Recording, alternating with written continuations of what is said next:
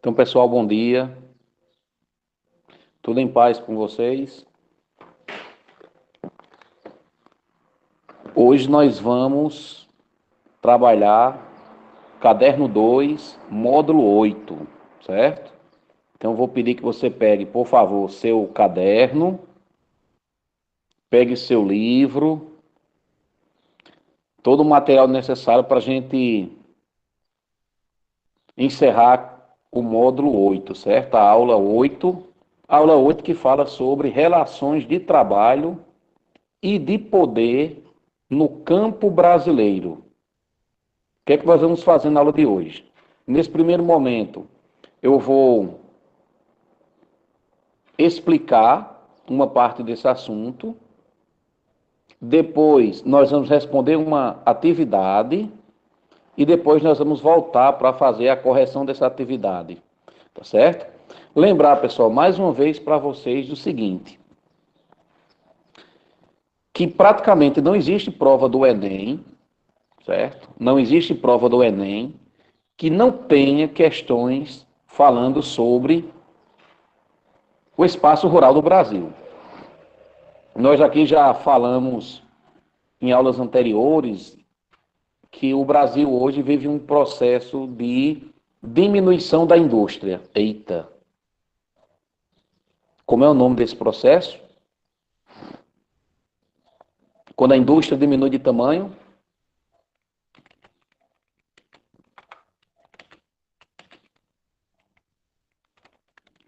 Exatamente, galera. Desindustrialização. Carmen, desindustrialização é quando a indústria está diminuindo de tamanho, está perdendo importância. Então, enquanto o Brasil passa por um processo de desindustrialização, o agronegócio tem crescido consideravelmente, certo? Então, na aula de hoje, eu vou pedir que você pegue aí o seu belo livro e abra na página 339, certo? O livro na página 339.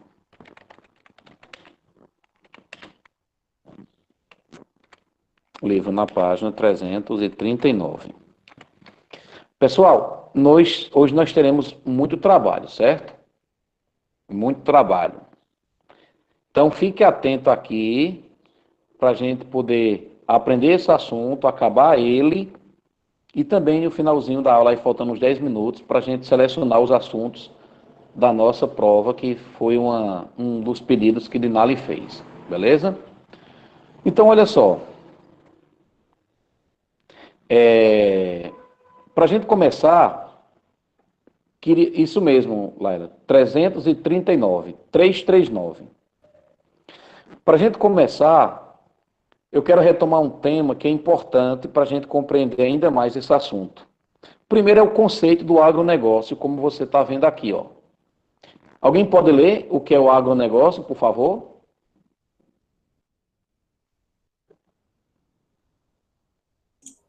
Eu posso, professor. Vamos lá? O agronegócio é um termo utilizado para fazer referência ao contexto socioespacial da produção agropecuária, incluindo todos os serviços, técnicas e equipamentos a ela relacionados, direta ou indiretamente. Beleza, perfeito. Obrigado, Luiz.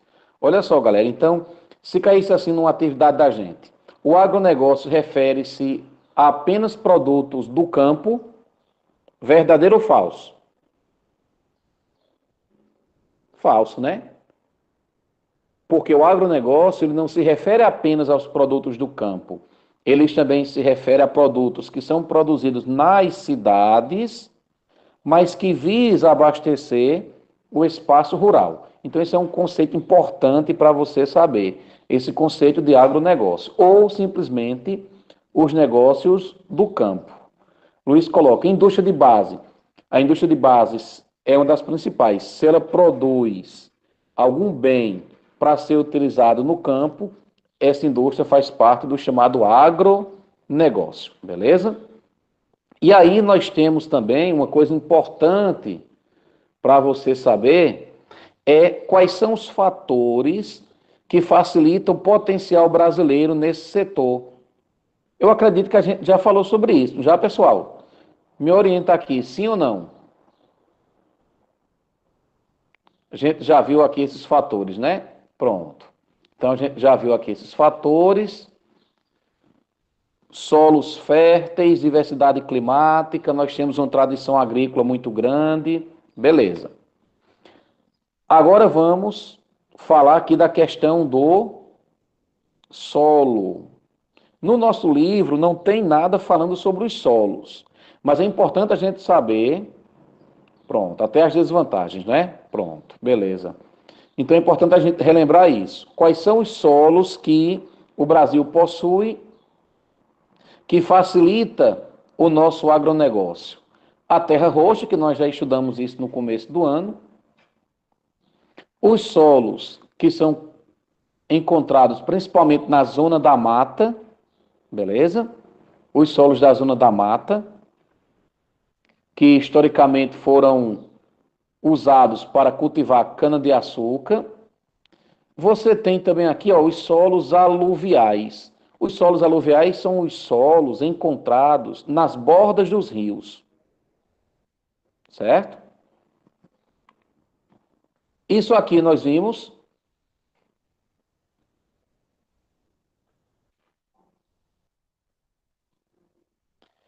os principais produtos do agronegócio brasileiro. Sim, não é? Então vamos nessa, vamos passar. Então, ó, pronto. Então, ó, os principais produtos do agronegócio brasileiro. A gente então vai falar agora mais especificamente, tá certo? O Brasil, há muito tempo, já é o maior produtor de cana-de-açúcar do mundo, não é? A cana-de-açúcar no Brasil é produzida principalmente no estado de São Paulo.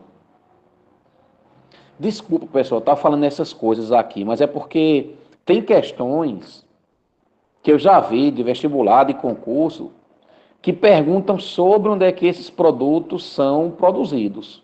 Quais são os estados que produzem determinados produtos agrícolas. Então você tem que saber, certo? Então, ó, cana-de-açúcar, principal estado produtor é o estado de São Paulo, beleza? Mais da metade da nossa produção do açúcar vem da região sudeste, em cidades como Ribeirão Preto, Bauru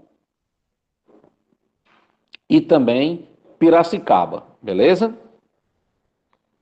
E aí, mais um produto agrícola brasileiro. Vá percebendo que esses produtos que eu estou falando agora, eles já vieram desde o Brasil colônia. Então você tem agora, ó, produção de café. E observe também que a produção de café é forte em qual região brasileira? Na região sudeste. Então a região sudeste é a mais industrializada, como veremos depois, e também tem um forte setor do agronegócio. Eu vou até anotar isso aqui para você, tá certo? Então vamos especificando melhor. Então, ó, a região sudeste,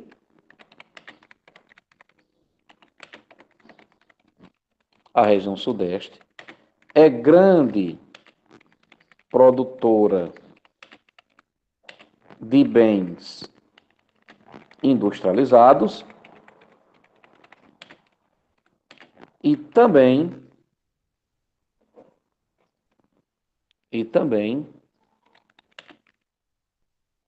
do agronegócio,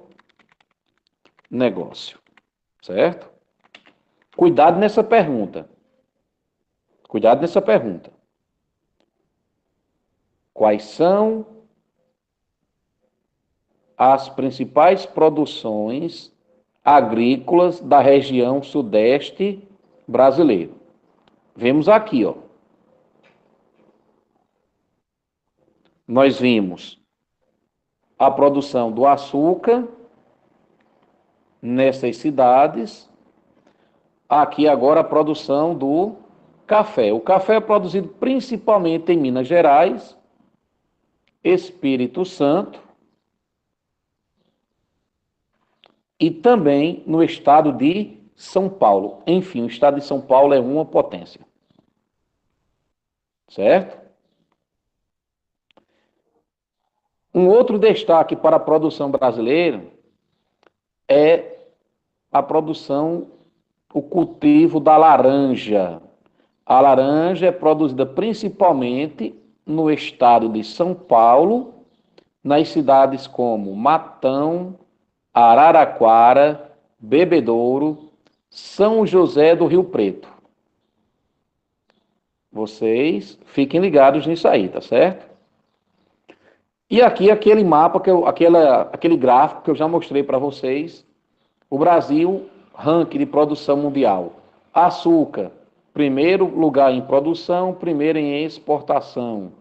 Café, do mesmo jeito. Suco de laranja, também.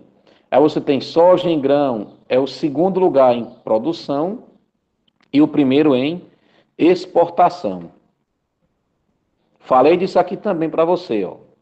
Quais são as regiões brasileiras que mais produzem produtos do agronegócio? Falei disso aqui também, não falei, pessoal? A terra roxa? Sim, não é? Então vamos passando.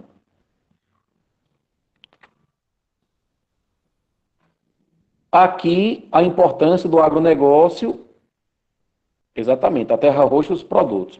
E aqui a importância do agronegócio. Eu repito, eu reforço o seguinte. Lembre-se que esse assunto aqui ele pode ser, inclusive, tema de uma redação da escola e até mesmo da própria prova do Enem, certo? Tem alguns dados no seu livro aí. Por exemplo, o agronegócio emprega aí aproximadamente 19% da população economicamente ativa, 48% das exportações brasileiras é devido ao agronegócio, pronto. E o saldo comercial no ano de 2016 foi de 72 bilhões. Falamos disso aqui. A gente parou aqui, não foi isso? Ó, nos pontos negativos do negócio. Eu expliquei todos eles.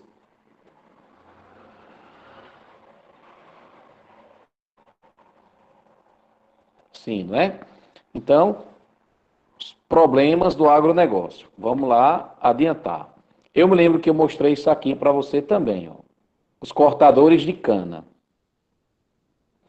E aí, eu vou pedir que você pegue seu livro, porque tem o que a gente vai falar a partir de agora no livro, na página 341, tá certo? Então, ó, vamos continuando o assunto. Vamos falar sobre a modernização e as condições de trabalho no campo brasileiro. Lembrar que quem trouxe a modernização agrícola para o Brasil é aquilo que a gente chama de Revolução Verde, certo? Então lembre-se, a Revolução Verde vai provocar no Brasil uma modernização do campo. Então, quando isso aconteceu, havia a expectativa de que o Brasil modernizou sua agricultura. O Brasil também tinha no governo de quem? Quem lembra? O Estatuto do Trabalhador Rural. Epa, JK. Será que foi isso mesmo? O Estatuto do Trabalhador Rural não foi no governo de... Exatamente, Ana Luísa. Foi no governo de João Goulart. Isso mesmo, Pedro. Anote isso, viu? Beleza, Carmen. Então, anotem isso aí, ó.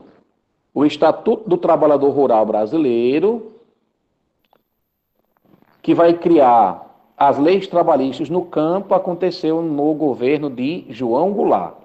Veja, quando a gente junta a Revolução Verde para modernizar a agricultura brasileira e o Estatuto do Trabalhador Rural para dar leis trabalhistas aos trabalhadores do campo, o que é que passou a acontecer? O pessoal do campo começou a perceber o seguinte: talvez a vida da gente agora melhore.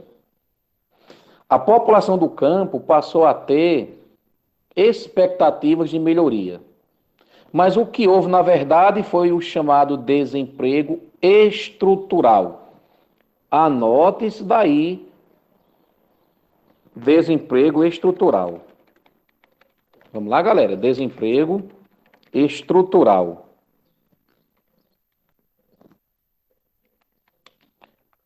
Quem pode me falar o que é esse desemprego estrutural? Por favor, liga aí o microfone e fala.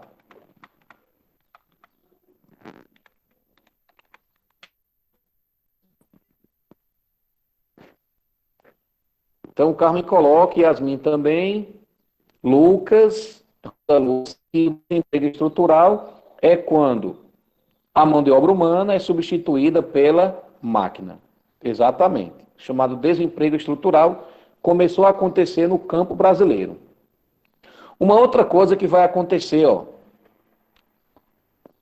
Olha a praga. Formas arcaicas de emprego. Ou seja, trabalho informal.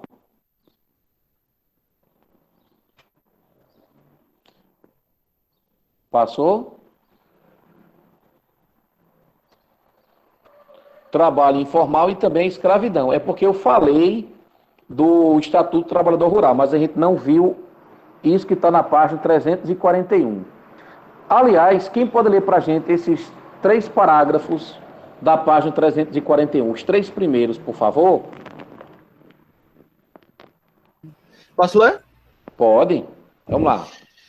O modelo atual de desenvolvimento do meio rural brasileiro, calcado no agronegócio, resulta em significativos ganhos de produtividade em acumulação de capital. Mas os impactos negativos nos níveis de renda e emprego são excessivos.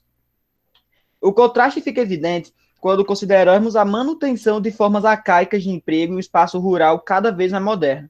O que se vê são transformações no meio agrícola, relacionadas à produção, que pouco promovem alterações na questão agrária, ou seja, na posse de terra. Segura. Opa. Grife isso aqui, pelo amor de Deus. Preste atenção nisso que o nosso colega está lendo aí, ó. Que pouco promove alterações na questão agrária. Eu vou anotar isso aqui para a gente, certo? Grifa aí no seu livro, certo? E eu vou anotar mais uma coisinha aqui para você reforçar. Carmen, é para grifar essa parte que ele coloca aqui, ó. Que pouco promovem alterações na questão agrária. Então, ó, o Brasil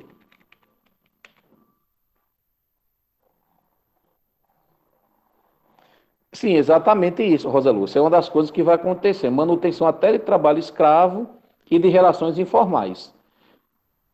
Mas não mexeu na divisão da terra, certo? É o que o livro está questionando. É que a gente modernizou o campo, mas manteve relações de trabalho injustas e a terra não foi dividida. Então, ó, o Brasil modernizou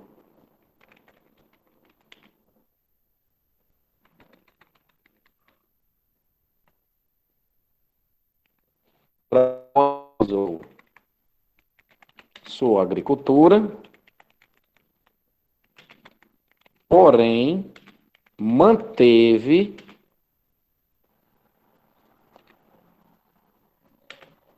a questão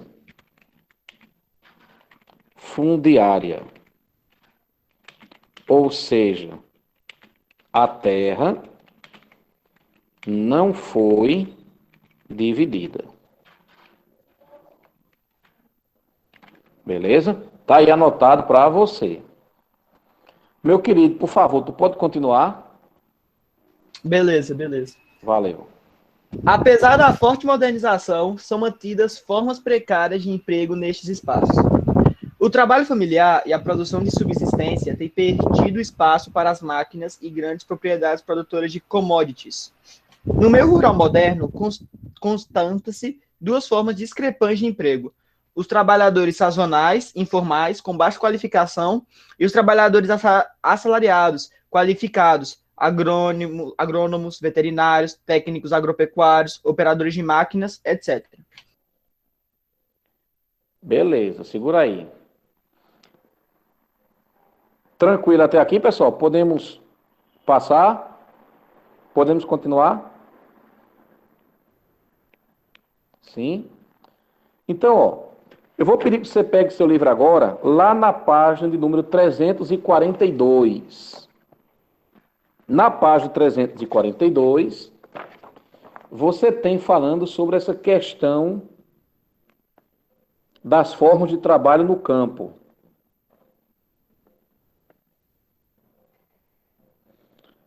Lembrando, eu falei da Revolução Verde no aula anterior, mas a gente não especificou determinados detalhes que nós temos nessa página 342. Por isso que tem gente dizendo, professor, o senhor falou. Falei de aspectos gerais e agora a gente está falando de coisas mais específicas, certo? Eu vou pedir que alguém, obrigado, Gabriel, eu vou pedir que outra pessoa, por favor, leia o primeiro, segundo, terceiro, quarto parágrafo da página 342.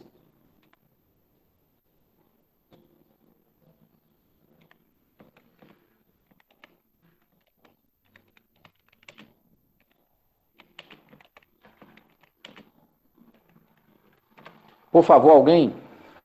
Página 342, quarto parágrafo.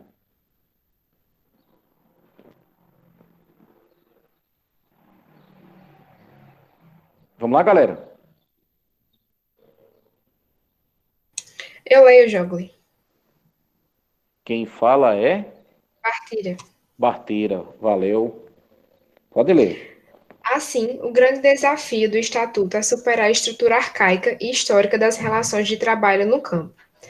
Ainda é comum, mesmo com as leis trabalhistas, que o trabalhador rural não receba salário, sendo remunerado de outras formas, como obtendo o direito de ocupar parte da terra e recebendo parte da produção, e que sejam mantidas relações de semi-escravidão.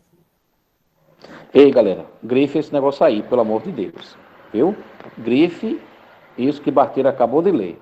Uma outra coisa importante que eu quero chamar a atenção de vocês é desse quadro que você tem aí nessa mesma página. Aqui você tem o chamado boia fria. Isso mesmo, Rosa Lúcia. Essas relações de trabalho. Mas focando aqui, ó, boia fria. Lembrar para você. Alguém está lembrado aí o que é boia fria? Vamos, galera, vamos interagir? Liga aí o microfone e vamos falando. Professor, não sei o que é boia fria. Não sabe o que é boia fria? Vitor coloca, ele come o almoço frio, né? Isso mesmo, Letícia. Ele mora na cidade, mas trabalha no campo. E a comida esfria porque ele faz essa comida aí de madrugada, certo?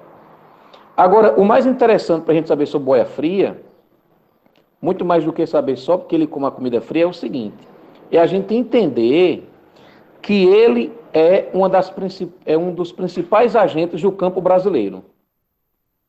Coloque esse detalhe aí onde tem o nome boia fria. É um dos principais agentes do campo brasileiro, certo? Então, ó, boia fria é um dos principais agentes do campo brasileiro. Esse boia fria, sim, pode falar. Está escrito essa parte de boia fria nessa página, professor? Como é? Onde é que está escrito essa parte de boia fria na página? Tá no quadro, não tem o quadro? Deixa eu te mostrar aqui na tela, ó. Aqui embaixo, Luiz. Sim, professor, encontrei. Viu? Então, anota isso aí. É um dos principais agentes do campo brasileiro, do espaço rural brasileiro. E outra coisa, o boia fria é um trabalhador sazonal. Olha aqui, ó. Imigrante é um trabalhador sazonal. O que é isso, galera?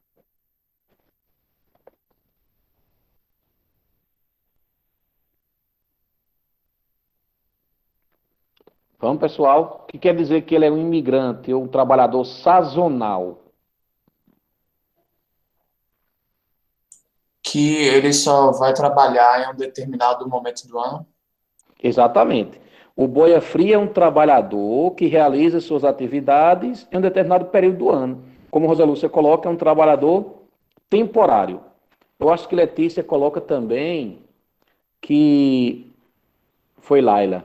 Ele trabalha em apenas determinadas épocas específicas. Exatamente. Então, guarda aí o Boia Fria, que é um personagem bastante simbólico. Eu quero chamar a atenção também para você dessa outra forma de trabalho que a gente chama de parceria ou parceiro. Lá embaixo, olha que bonitinho aqui, você tem o chamado meeiro. O meeiro é aquele camarada que não é o dono da terra, ele não é o dono da terra. Ele trabalha muitas vezes por uma parte da produção.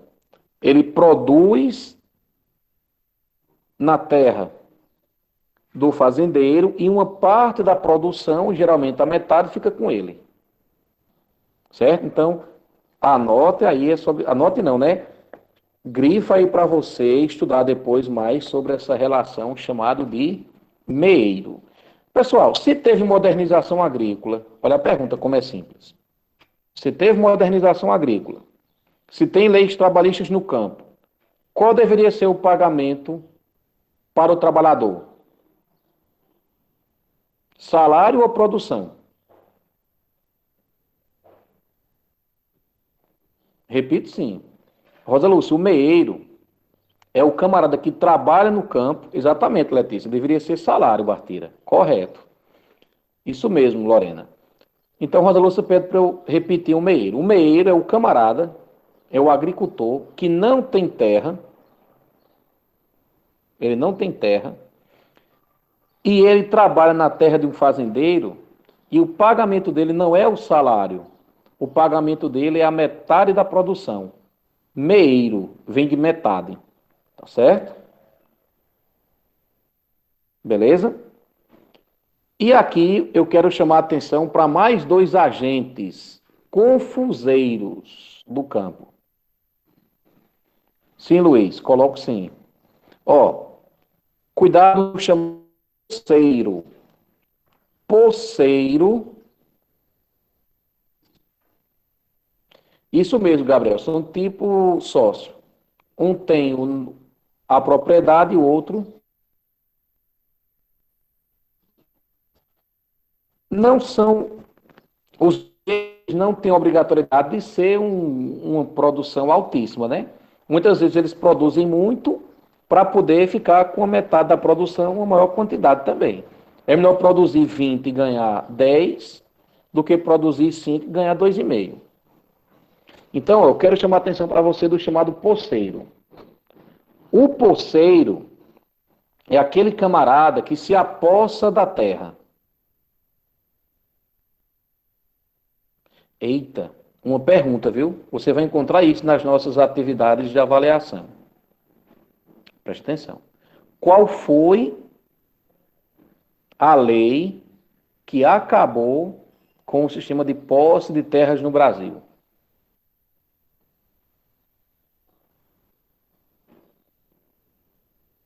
Exatamente, Gabriel. Rosa Lúcia, foi a chamada Lei de Terras, Bartira. Exatamente, Gisele. Lei de Terras. Anota isso aí, ó. Onde tem o nome poceiro, você coloca. Foi prejudicado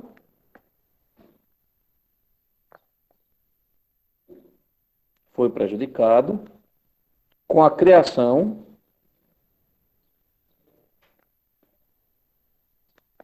da Lei de Terras.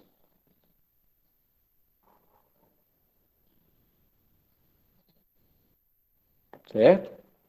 Porque a Lei de Terras dizia que só podia ser dono da terra se tivesse dinheiro para poder comprar, né? Beleza. Chamar o grileiro. Aí tem uma peste que é muito comum na região norte do Brasil, que é o chamado grileiro. Estão lembrados? Exatamente. No caso, só com a compra. Galerinha, quem lembra aí o que é o chamado grileiro? Se alguém puder ligar o microfone e falar, eu agradeço. Não seria um conjunto de grilos, não? É quase isso. tem a ver com isso aí.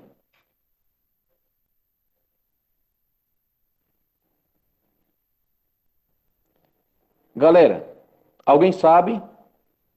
Professor, Pronto. Letícia chegou no ponto certo. O grileiro, ele falsifica documentos. Pode falar, Gabriel.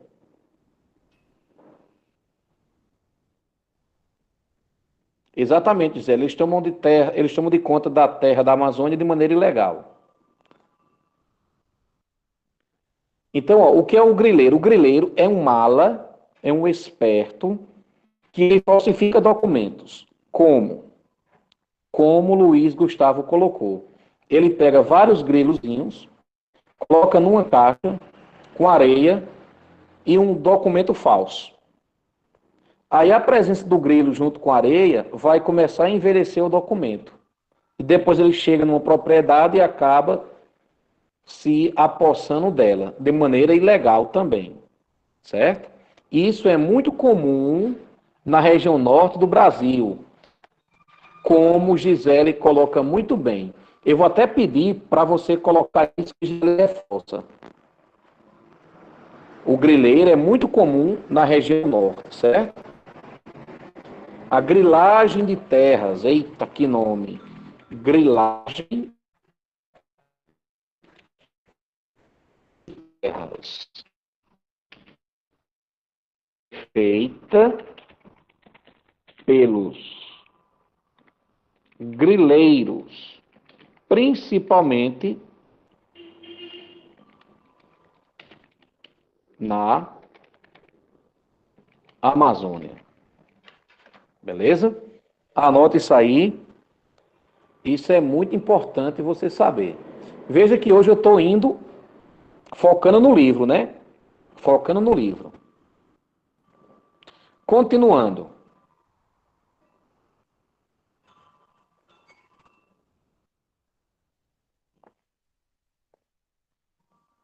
Olha só, pessoal. Então, a Revolução Verde é uma contradição danada. A Revolução Verde, ao mesmo tempo que modernizou o campo, expulsou o trabalhador do campo,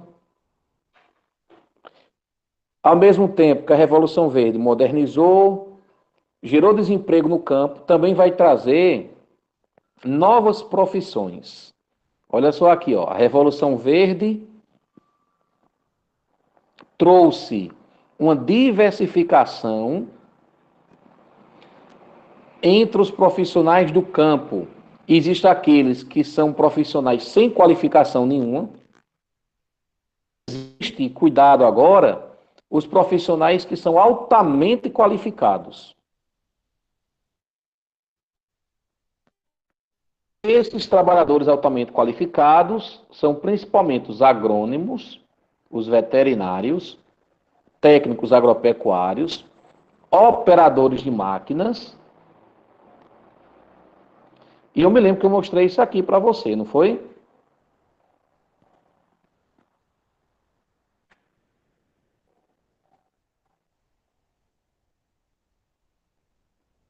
Ó, isso mesmo.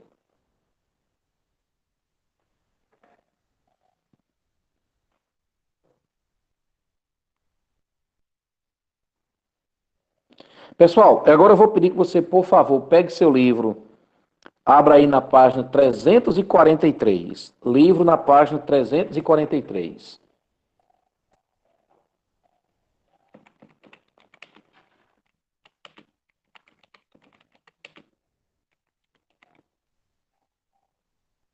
Não, Luiz, hoje não vai dar tempo não, certo? Isso mesmo. Livro na página 343.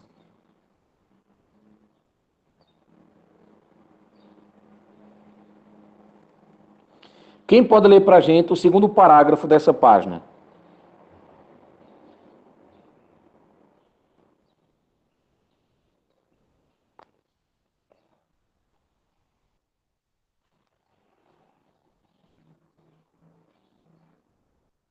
Vamos lá, pessoal? Página 343, alguém para ler o segundo parágrafo?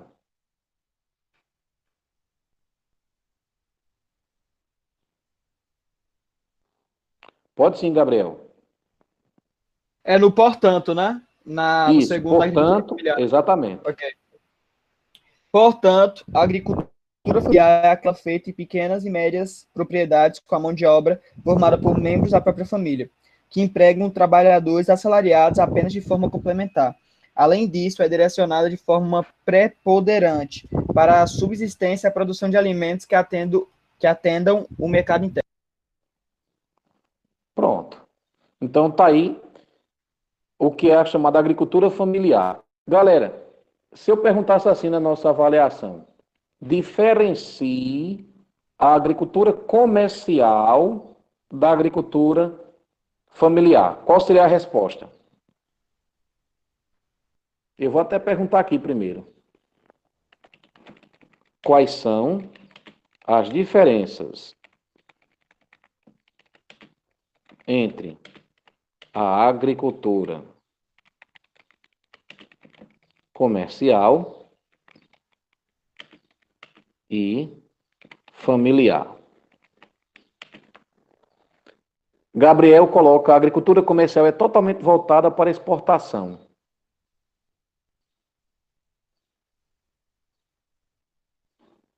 Então, a agricultura familiar, a agricultura comercial tem esse objetivo, né?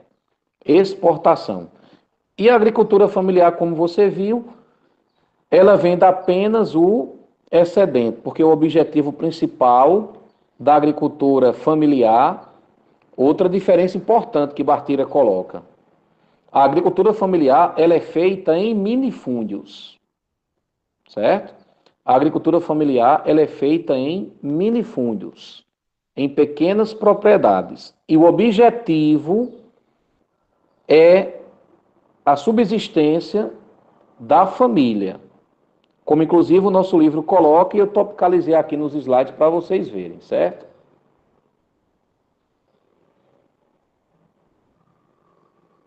Então, ó, a produção destina-se à subsistência, ou seja, ao consumo da própria população. E a nossa colega coloca, porque também não tem a mecanização, tá certo? Muito bem.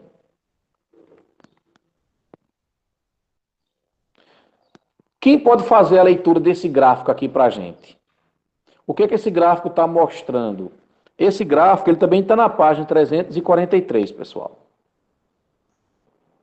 Uma pessoa para fazer a leitura desse gráfico. Sim. Carmen pede para eu repetir as características. Olha só, Carmen. A agricultura familiar... Espera aí, Gabriel. Só um momentinho, Gabriel, meu filho. Olha só. A agricultura familiar, ela é feita em minifúndios, certo?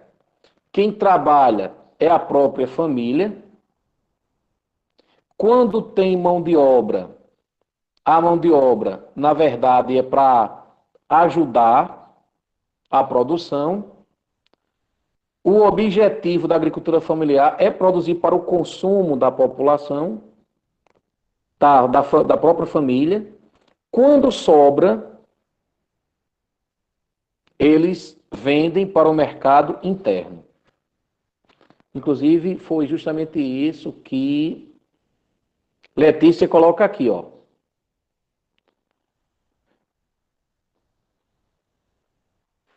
Não, foi outra coisa.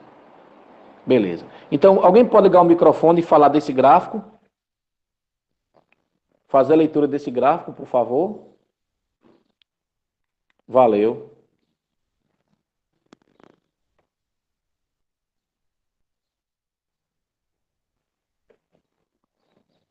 Não, alguém liga o microfone para ficar uma coisa mais dinâmica, pessoal? Professor, o que Sim. seriam receitas obtidas? Aquilo que a grana que eles conseguem obter. A receita é a grana. O que o gráfico está indicando praticamente é que de estabelecimentos existem mais de estabelecimentos de agricultura familiar do que não familiar. Mas se falarmos em área ocupada, em extensão territorial, a não familiar ocupa muito mais território do que a própria agricultura familiar. Não só isso, mas ela também, por ser de maior extensão territorial, ela acaba lucrando mais do que a familiar. Mas Perfeito. agora eu também não entendo muito bem a parte de ocupação. É do território. Pegando em o território do Brasil.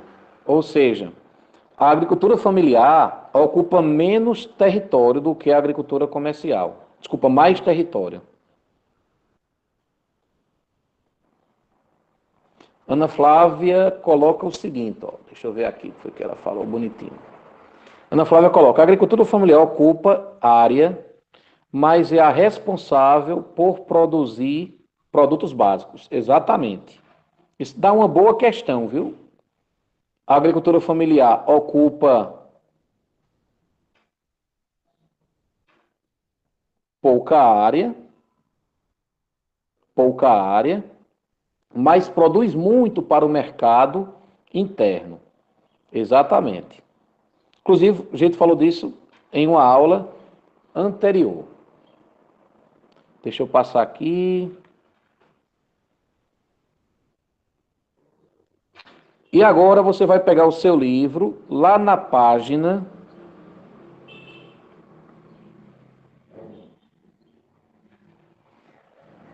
Ô, Joguinho, Sim, pode falar. vou fazer uma pergunta. Qual a Deve. importância da agricultura familiar para o agronegócio? Calma aí, não entendi não a pergunta. Qual a importância? Da agricultura familiar para o agronegócio? A agricultura familiar, além de gerar empregos para a população rural, ela abastece o mercado interno. Enquanto que o agronegócio produz muito, mas é voltado para o mercado externo. É o que eu coloco aqui, ó. A agricultura familiar. Podemos afirmar que a agricultura familiar gera renda para a família, abastece o mercado interno, porém, olha só as dificuldades. A agricultura familiar tem dificuldade de ter acesso a terras. A agricultura familiar, nem sempre a galera tem crédito, grana obtida nos bancos de maneira fácil. A agricultura familiar não tem assistência técnica, ou seja, não usa muita tecnologia. Mas, apesar de tudo isso, o que é que acontece? Abastece o mercado interno. Isso é obrigação sua saber. Certo? Então, pelo amor de Deus, anote isso daí. Apesar de todas as dificuldades que a agricultura familiar encontra, tipo, dificuldade de ter acesso a terras, porque as terras da agricultura familiar elas são insuficientes, são muito poucas. Tem dificuldade também em ter crédito, em fazer empréstimos, e o uso de tecnologia e assistência técnica praticamente não existe. Mas, apesar disso, você coloca, apesar de todas essas dificuldades, a agricultura familiar abastece o mercado interno. Beleza?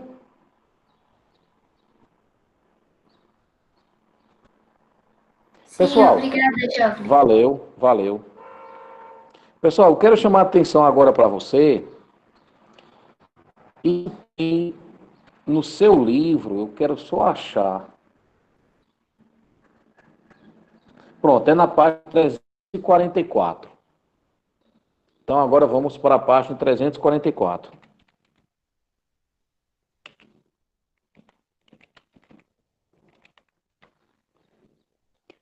Por favor, alguém pode ler para mim, para a gente, a parte que ele fala a pluriatividade no espaço rural?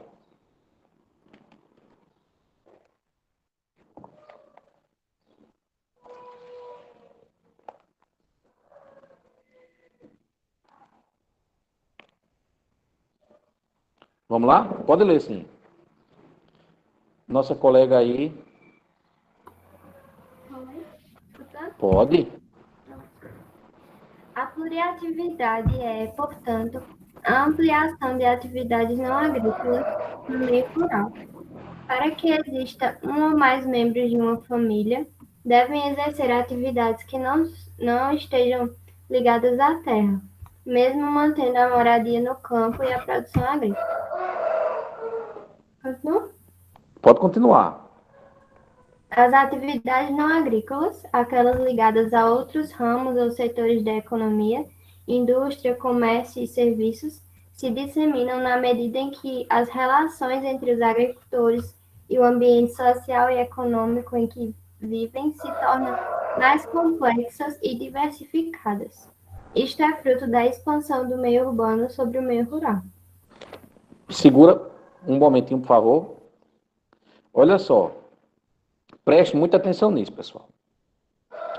É o seguinte, ó. De que maneira é possível afirmar que existe uma tendência para o emprego no campo aumentar? Ou seja, o que é que pode aumentar o emprego no campo?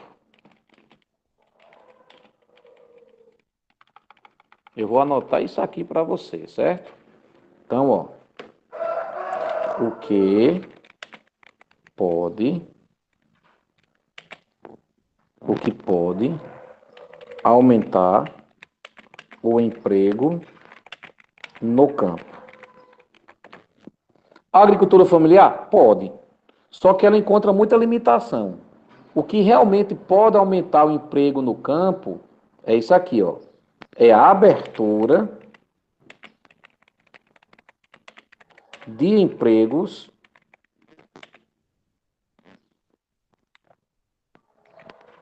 não agrícolas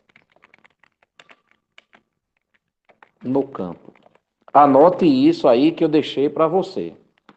Então, podemos aumentar o número de emprego no campo? Sim. De que maneira?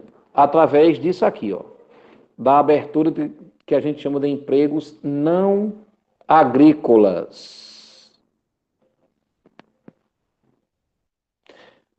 Pronto, reforma agrária também poderia ser uma das maneiras, Rosa Lúcia. Porque aí você traria uma parte da população que está na cidade. A gente não diz que urbaniza o campo, mas a gente diz que o campo acaba ficando com características do espaço urbano, principalmente da indústria. É o que a gente chama de secundarização das atividades primárias. O campo fica sendo um ramo da indústria. Olha só aqui, pessoal. Aqui, ó, que o nosso livro coloca. Ó, operadores de máquinas. Operador de máquina antigamente só tinha na cidade. Hoje em dia já tem no campo. Motorista, pouquíssimos no campo. Era mais na cidade. Hotéis e pousadas, era tudo da cidade. Hoje em dia já tem no campo. Quando a gente fala que tem hotéis e pousadas no campo, a gente está querendo dizer que começa a ter ali como recepcionista, como guia turístico. Hoje em dia é comum, aqui na Paraíba mesmo existe muitos, restaurantes no espaço rural. Gera emprego para quê? Cozinheiros, garçons. Então, pelo amor de Deus, eu peço para você anotar isso. De que maneira podemos aumentar o emprego no campo? Aumentando as atividades não agrícolas no espaço rural. Você ainda tem, ó, casas de veraneio que vai gerar emprego como caseiros, jardineiros, artesanato no campo, até mercados pequenos, você também já pode encontrar no campo. Então, ó, estas atividades não agrícolas no campo podem contribuir para a melhoria das condições socioeconômicas das populações rurais. Tem aí no 344 também, certo? E também pode fazer isso, diminuir a migração campo-cidade. Eu vou fazer mais uma pergunta que a resposta vai ser a mesma, certo? Então, ó, de que maneira... Opa! Desculpa aí, pessoal. Desculpa aí. Olha só. De que maneira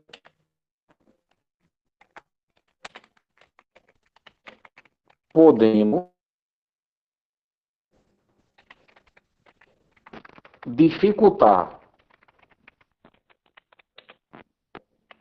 a migração campo-cidade e atrair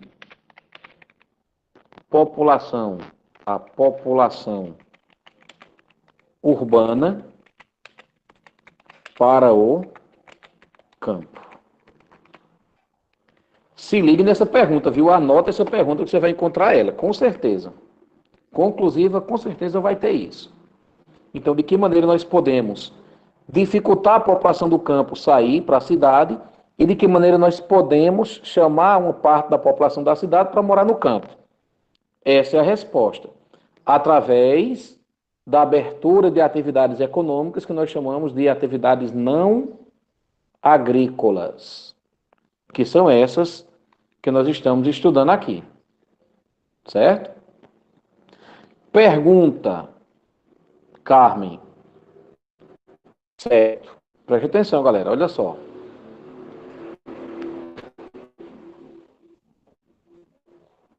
Olha só. Existe um problema sério, que é o seguinte. O pessoal sai do campo e vai morar na cidade. Aí gera aqueles problemas urbanos que depois nós vamos estudar. A pergunta é, de que maneira a gente pode trazer um pouco a população da cidade para o campo? Através da abertura de empregos não agrícolas. Agora, como? Carmen, desculpa, Carmen, liga o microfone, não estou entendendo mais a pergunta, não. Não agrícolas, agora eu entendi. Não agrícolas quer dizer que não é necessariamente na agricultura. É no campo, mas não é na agricultura. Entendeu agora? Vamos dar um exemplo. Hotel. Antigamente só tinha hotel no campo. As pousadas no campo, ou na cidade. Hoje em dia já tem no campo. Antigamente, onde é que tem indústria? Na cidade, hoje em dia já tem no campo. Então, de que maneira a gente pode chamar uma parte da população do espaço urbano para o espaço rural? Abrindo novos empregos. Quais empregos? Atividades não agrícolas. Certo? Deu para entender agora?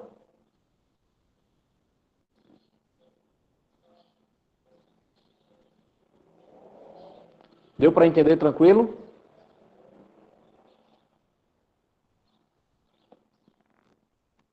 Beleza.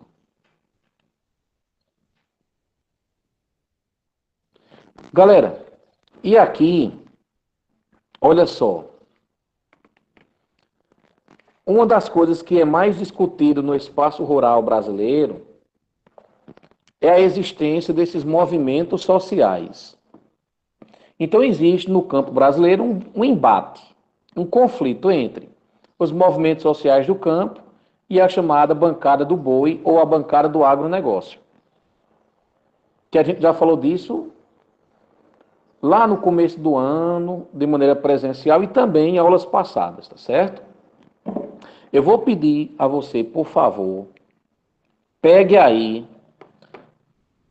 a atividade que eu mandei no Foz, responda, nós vamos ter 25 minutos para responder. Certo? E aí eu vou tirar algumas dúvidas de vocês sobre este exercício. Então agora, ó, vamos fazer a atividade, certo?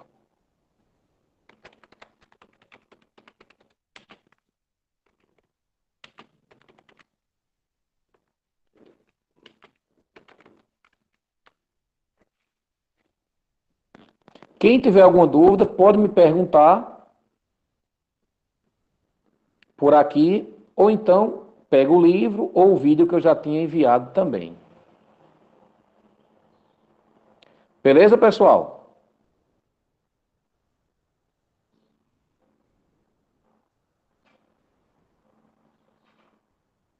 Então aí, ó, 25 minutos.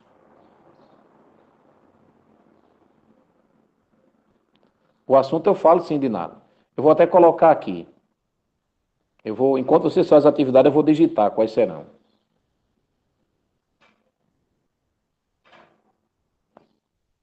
Qualquer dúvida é só me chamar.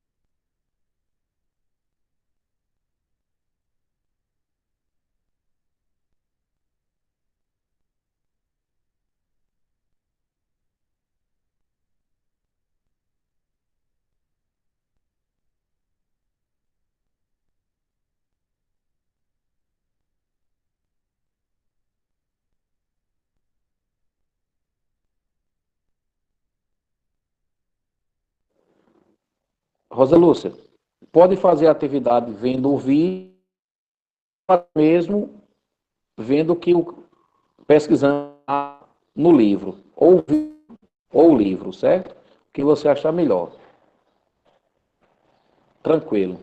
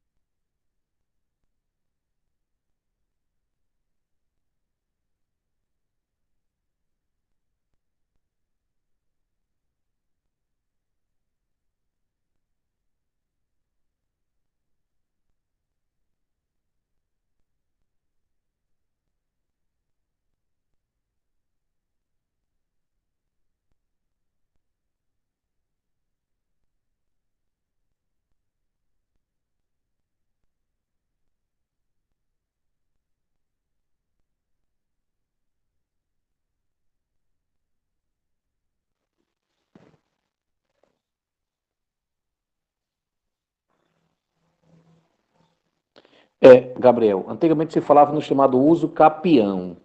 O uso capião era o seguinte: você estava numa terra, você trabalhava nela, era sua.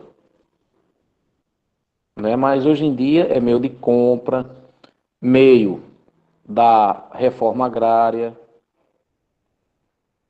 certo? Não é só trabalhar na terra que ela é sua. Se você se apossar de uma terra, ela é crime. Principalmente quando o agente que é dono dela, quando a pessoa que é dono dela vai tentar retomar essa terra, certo? Então pode ser crime sim.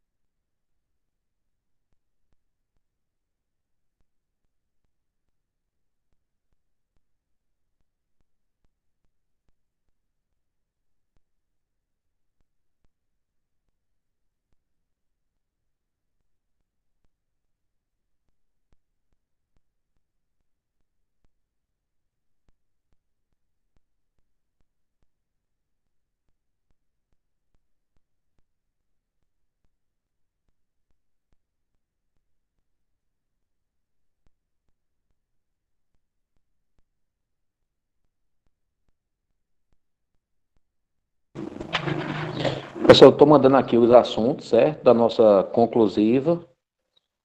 São apenas 3 módulos. Na verdade, são 2 assuntos.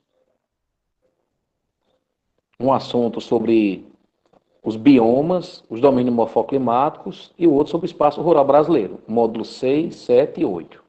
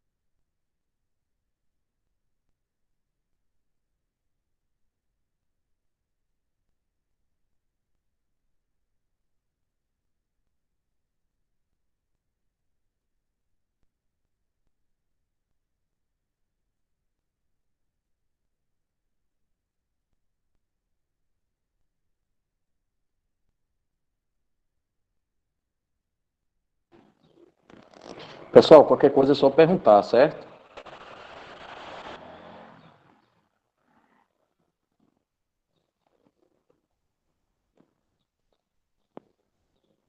Sim, Carmen.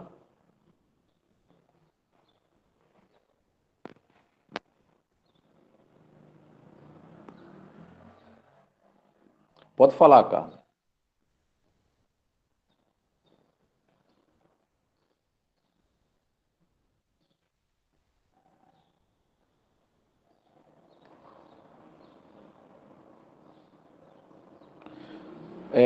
Carmen, é o seguinte, as consequências da ETR, né, do Estatuto do Trabalhador Rural. Era aquela história que a gente estava falando. A ETR veio para simbolizar a formalização do trabalho no campo, as relações de trabalho no campo, através de pagamento de salário. Isso era o que a ETR deveria ter feito. Só que, na verdade, nós tivemos outras consequências. Por exemplo, os grandes fazendeiros não queriam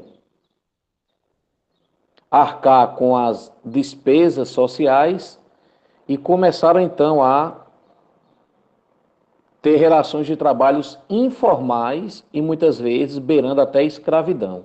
Então, você pode colocar aí essa questão, né? Trabalhos informais, muitas vezes trabalho que beiram a escravidão. Rosa Lúcia. Rosa Lúcia, a terra roxa ou outro tipo de solo, os solos aluviais. Deixa eu colocar eles aqui para você, ó, os solos aluviais, que são os solos encontrados na beira dos rios, que o rio alaga no período de cheia, aí essa região lateral do rio, na mata ciliar, fica com um solo bastante fértil.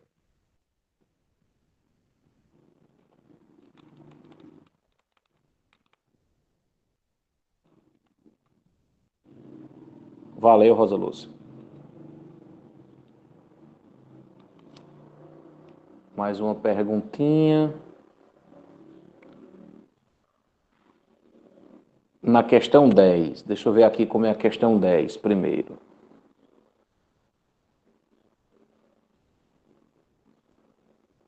Questão 10.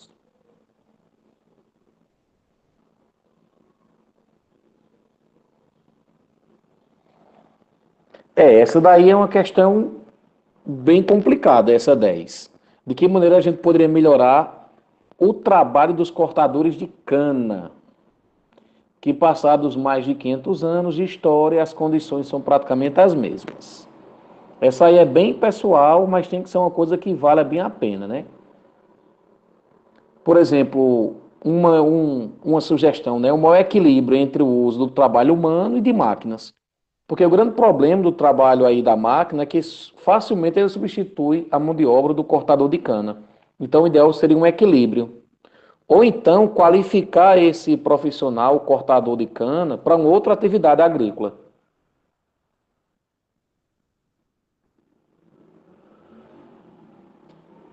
Questão 7. Deixa eu procurar a questão 7 aqui.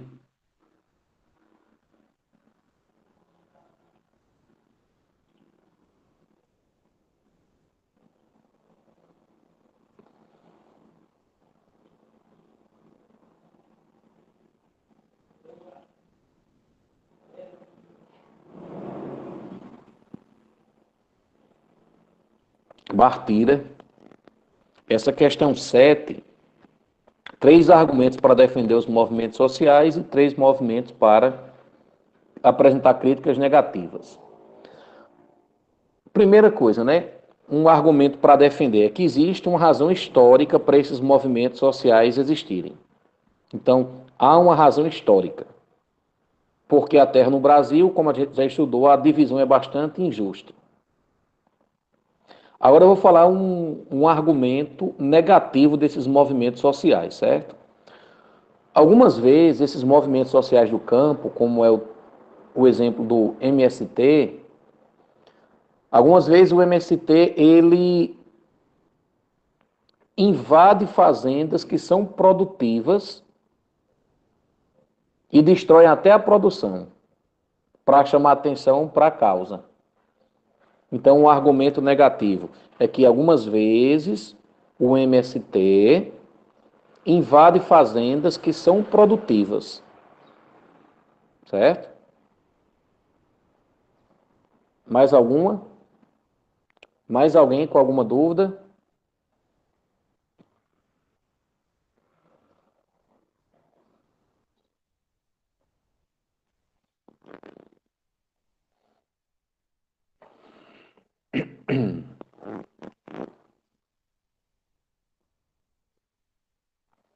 Questão 8, Dinali.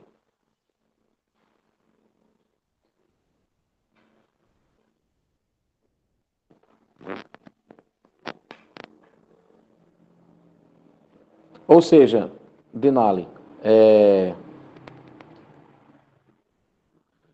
que maneira a gente pode defender o agronegócio? O que é que o agronegócio tem de positivo? A gente viu aqui, por exemplo, o agronegócio ele tem crescido no Brasil. Ele tem sido o principal fator para a nossa economia não quebrar. Então, você pode colocar aí é que o agronegócio está sustentando a economia, certo? O agronegócio ele está impedindo que a economia quebre. Isso é um ponto positivo, certo? Um ponto negativo aí você tem, por exemplo, a questão de que o agronegócio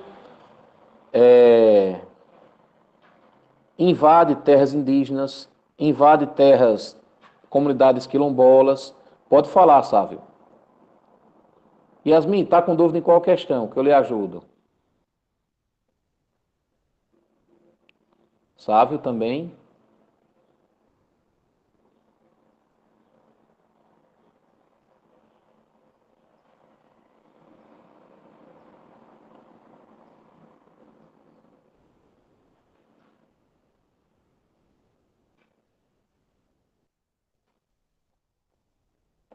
Eita, Sávio. Aí são vários caminhos. Primeira coisa, Sávio, quando a economia de um país quebra, quais são as medidas para que o país pode tomar? A primeira sempre deve vir através do equilíbrio das contas públicas. A primeira coisa, equilibrar as contas públicas, certo? Segundo, investir na produção da indústria, por exemplo, ou da agricultura. Facilitar, diminuir a burocracia e facilitar a produção, sabe? E também você pode, inclusive,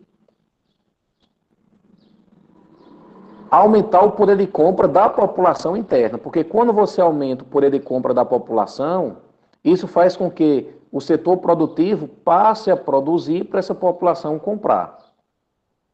Certo? De maneira bem simples, é isso. Agora não é tão fácil de fazer, não. O menos recomendado é sair pedindo dinheiro emprestado.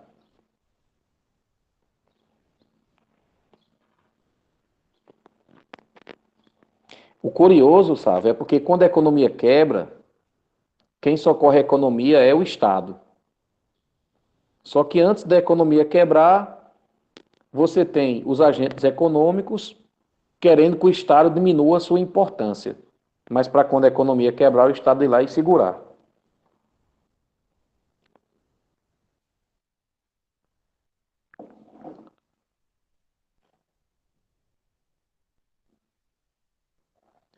Pessoal, se tiver mais dúvida, pode perguntar, certo?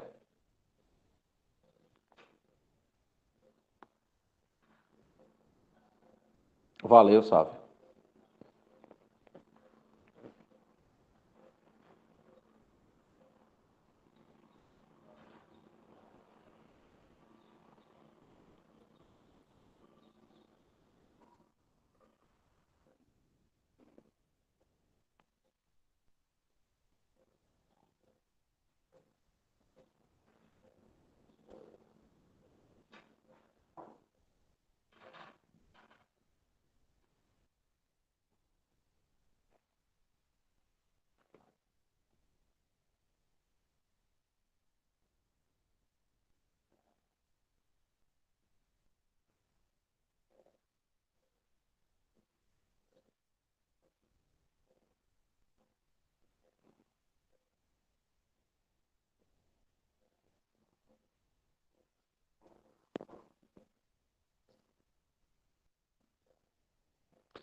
Vitória, diga qual é a sua dúvida, Vitória. Além do tempo, qual a questão que está quebrando sua cabeça?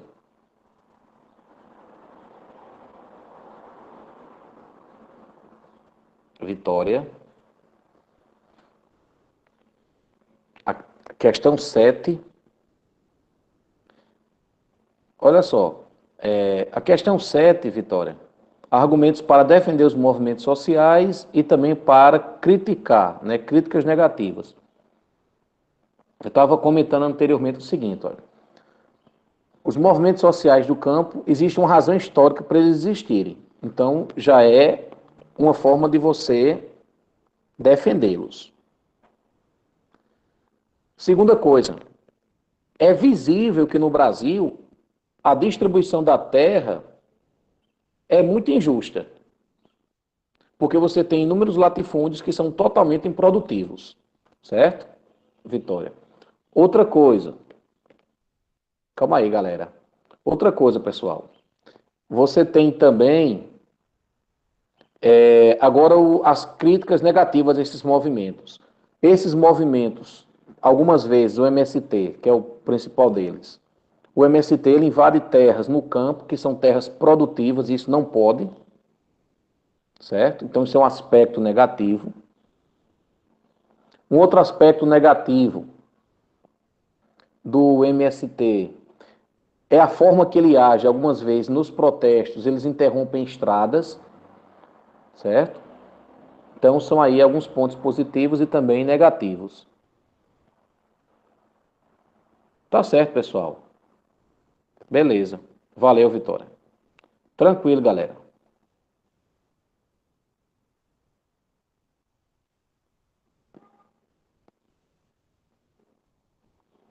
Então, ninguém está com dúvida na questão 6, que fala sobre atividades não agrícolas. Pode ficar tranquila, Ana Flávia.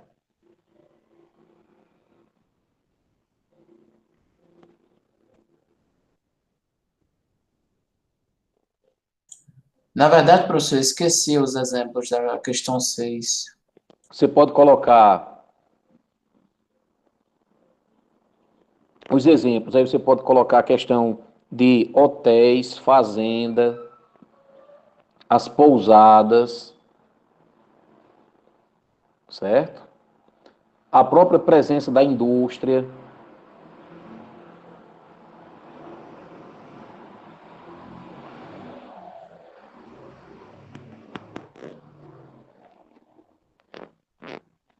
Valeu, Saskia.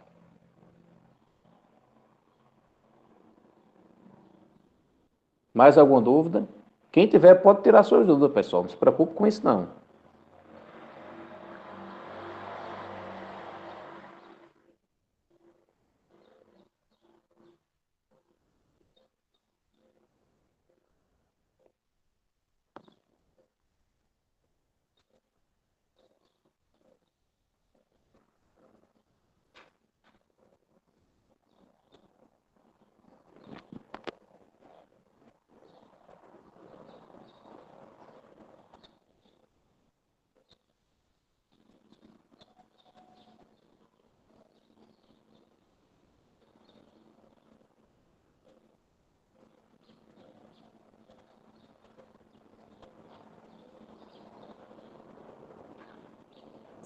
Professor, eu acho essa questão 7 meio complicado para responder.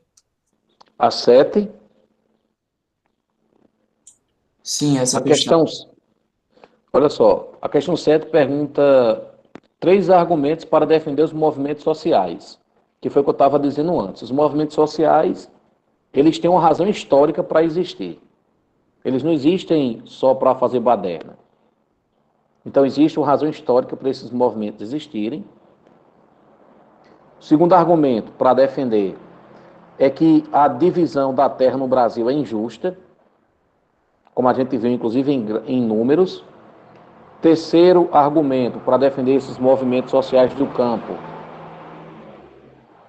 A agricultura familiar é quem abastece o mercado interno. Então, você já tem 3 argumentos para defender esses movimentos.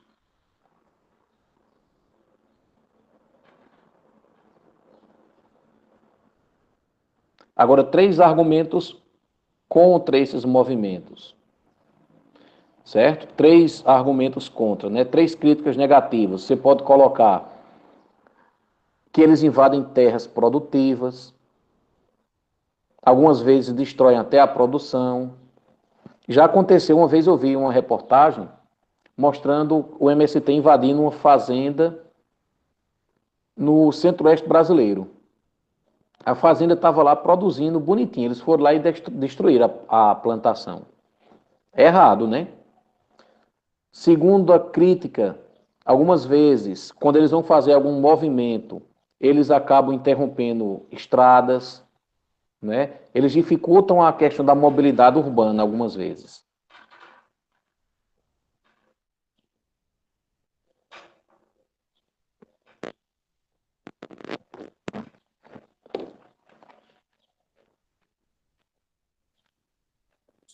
Obrigado, professor. Valeu.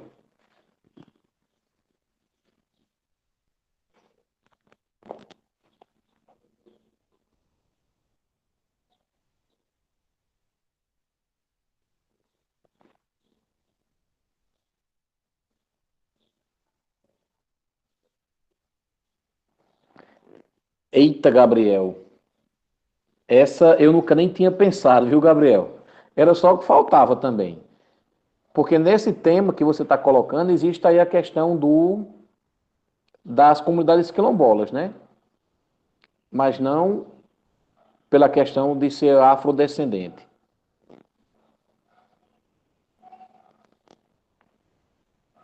É, não duvidemos mais de nada.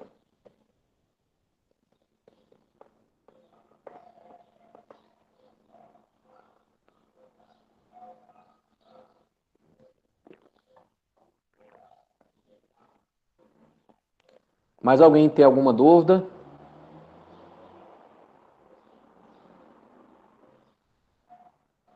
Ana Flávia, na questão 10. Deixa eu ver aqui a 10, Ana Flávia. Deixa eu descer aqui o material.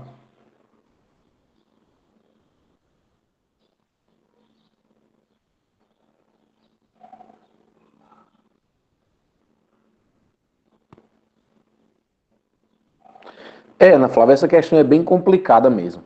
No sentido de que há mais de 500 anos a condição de trabalho do cortador de cana é praticamente igual.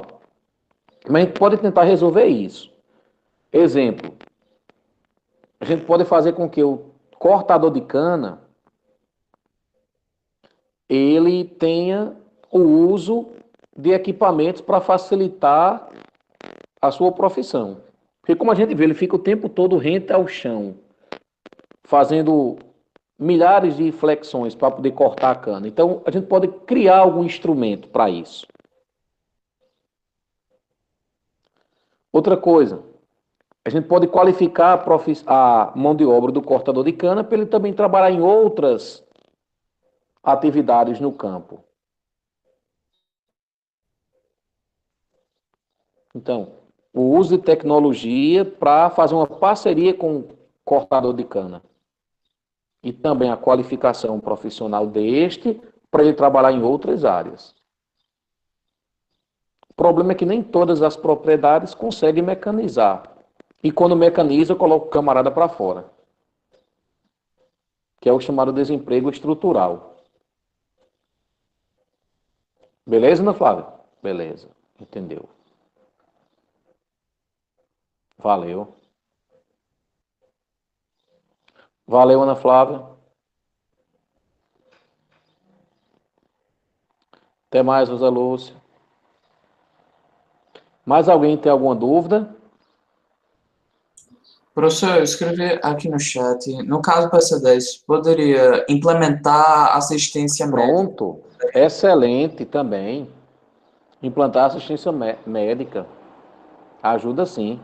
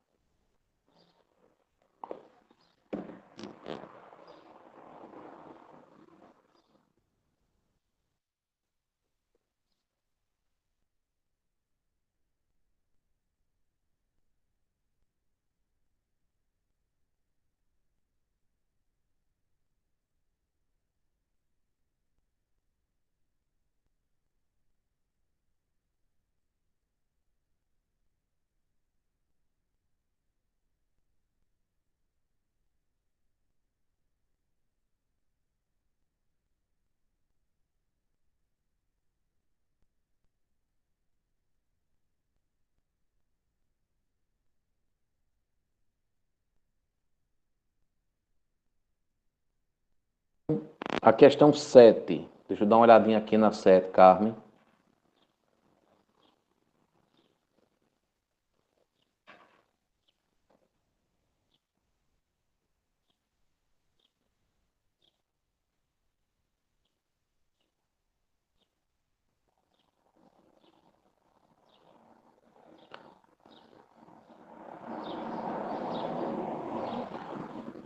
A questão 7, ela pede para 3 argumentos para defender os movimentos sociais e 3 críticas negativas a eles.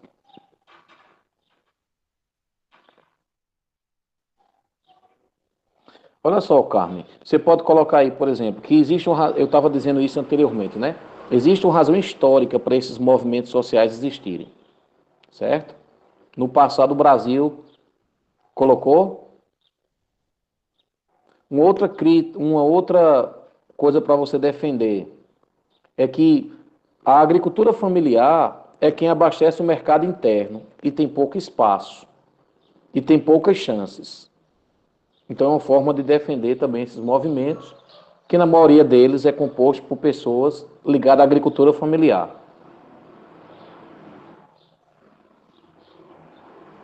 E outra coisa, né? Isso aí também iria gerar um aumento da produção e também da oferta de empregos no campo. Sim, Saskia. Na questão número 1, deixa eu dar uma olhadinha aqui qual é.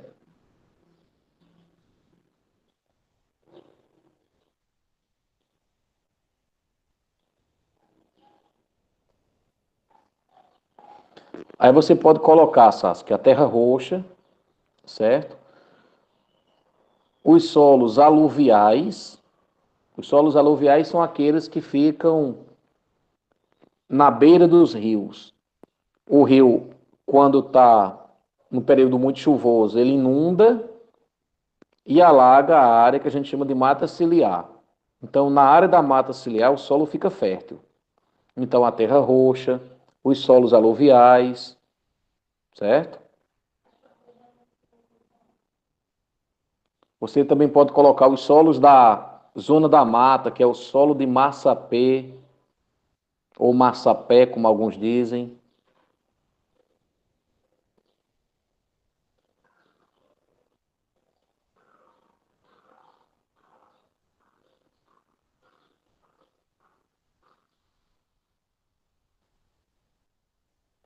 Beleza, Saskia?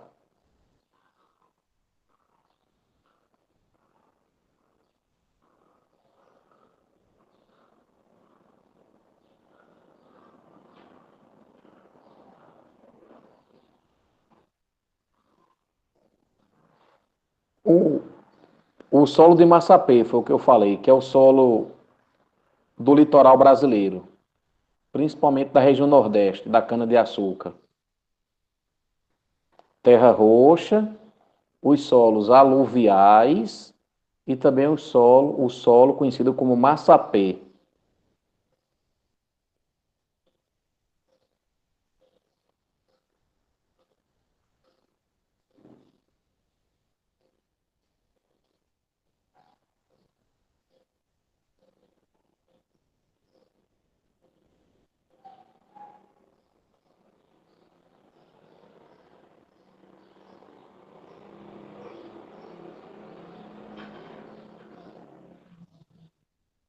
Valeu.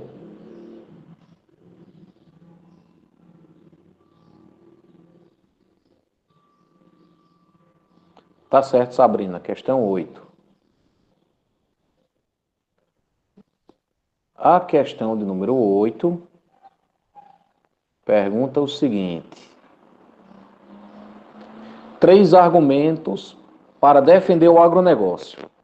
Primeiro argumento, né? Ele tem evitado que a economia do Brasil quebre, certo? Então você pode colocar isso, né? O agronegócio tem evitado que a economia do Brasil quebre. Um outro argumento para defender o agronegócio: de uma certa maneira, o agronegócio também gera emprego, certo?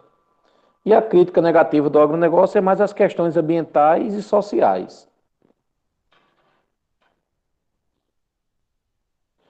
Carmen, atividade não agrícola é uma atividade tipicamente do espaço urbano. Então, a atividade não agrícola é uma atividade típica do espaço urbano, mas que nas últimas décadas tem sido também introduzida no campo. Como a gente falou, os hotéis de fazenda, as pousadas,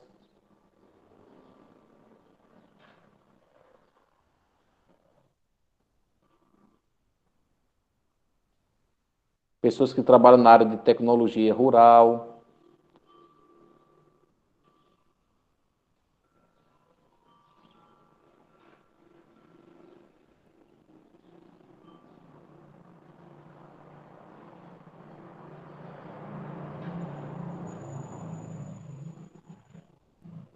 Alguém tem mais alguma dúvida?